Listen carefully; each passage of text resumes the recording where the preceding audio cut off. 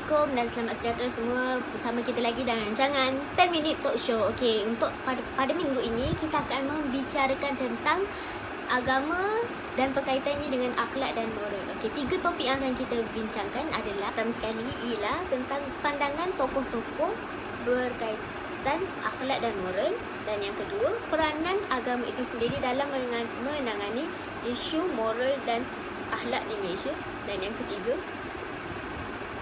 berkaitan contoh-contoh berkaitan agama dalam membentuk akhlak dan moral manusia.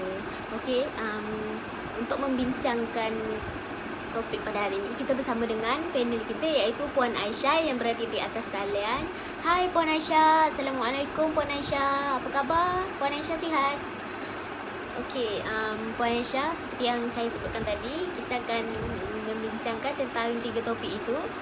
Okey, soalan pertama untuk Puan Aisyah, pandangan tokoh-tokoh berkaitan akhlak dan moral. Boleh Puan Aisyah berikan contoh-contoh tokoh yang Puan Aisyah tahu berkaitan dengan akhlak dan moral ini?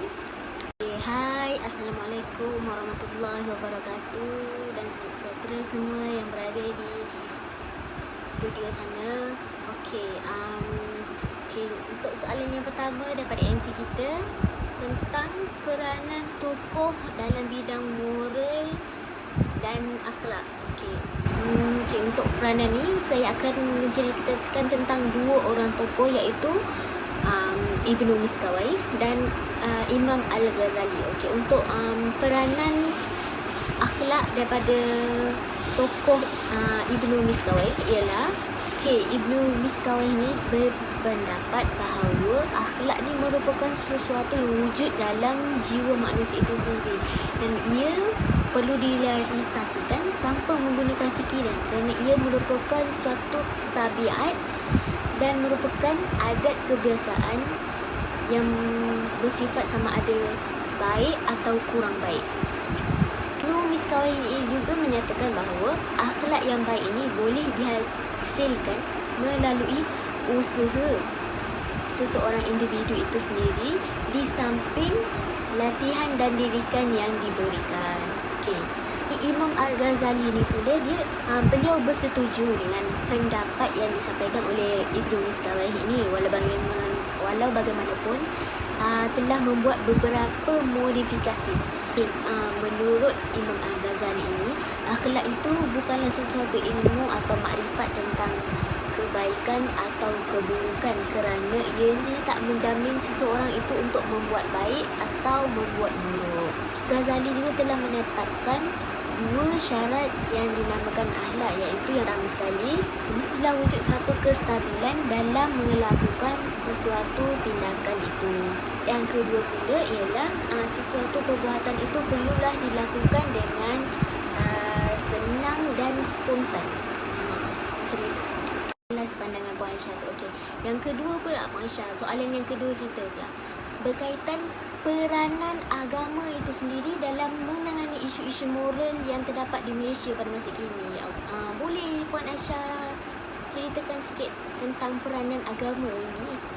Okey, untuk soalan kedua iaitu peranan agama itu sendiri dalam menangani isu moral dan akhlak yang berada di Malaysia ini. Okey, kita semua tahu semua agama yang berada di dalam dunia ini menyeru kita untuk melakukan kebaikan dan meninggalkan segala keburukan.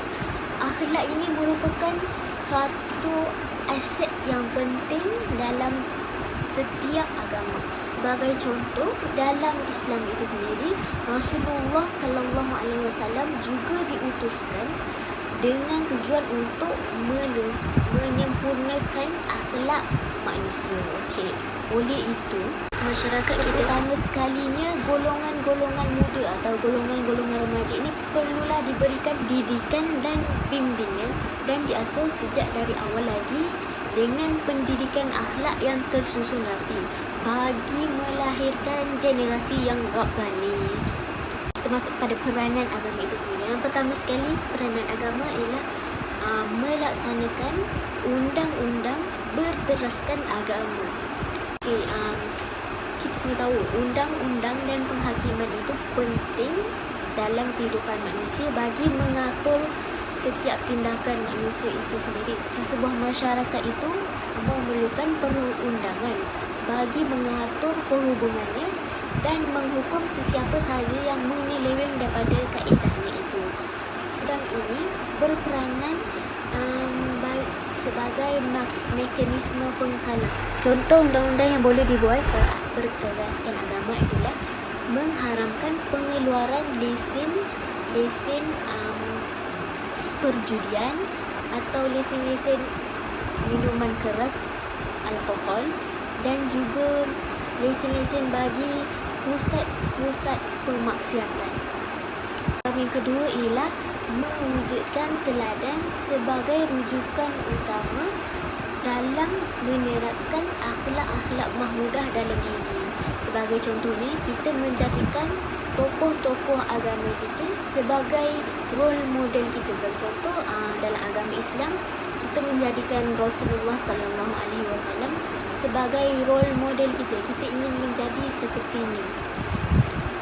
Pewujudan teladan ini amat penting dalam pembentukan modal insan yang cemerlang. Terusnya, peranan agama itu sendiri adalah untuk menerapkan nilai-nilai akhlak yang baik dalam diri manusia itu. Sebagai contoh, melalui program-program keagamaan yang berbentuk pendidikan. Sebagai contoh, Forum Perdana Ehwal Islam atau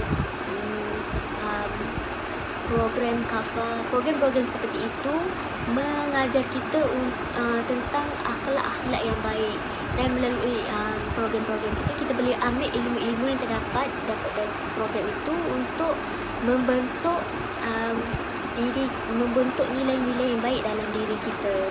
Peranan agama yang paling penting sekali adalah menyeru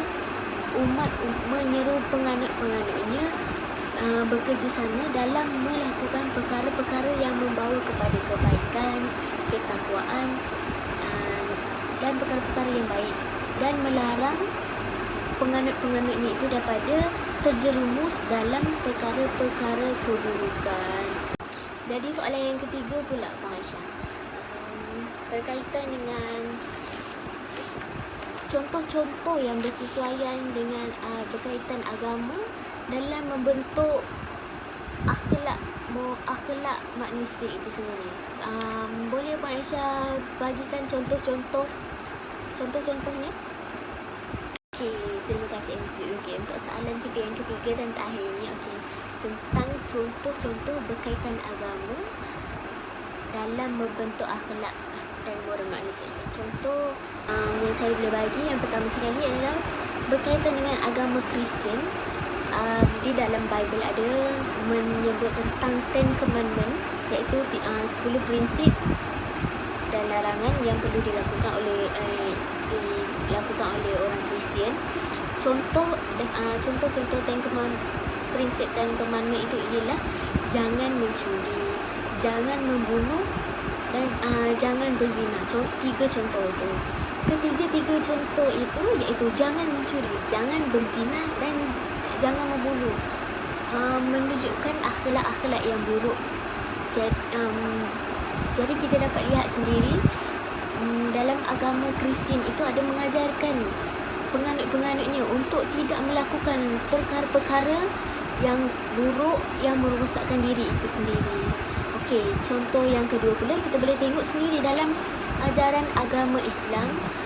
Rukun Islam yang ketiga ada menyebut tentang mengeluarkan zakat. Mengeluarkan zakat ini adalah merupakan perbuatan mengeluarkan harta milik sendiri untuk diberikan kepada golongan yang lebih memerlukan. Okey, kita memberi apa yang kita ada kepada orang lain. Ini adalah satu perbuatan yang baik. Jadi kita dapat lihat di sini dalam agama Islam mengajar kita untuk berbuat baik kepada orang lain. Okey.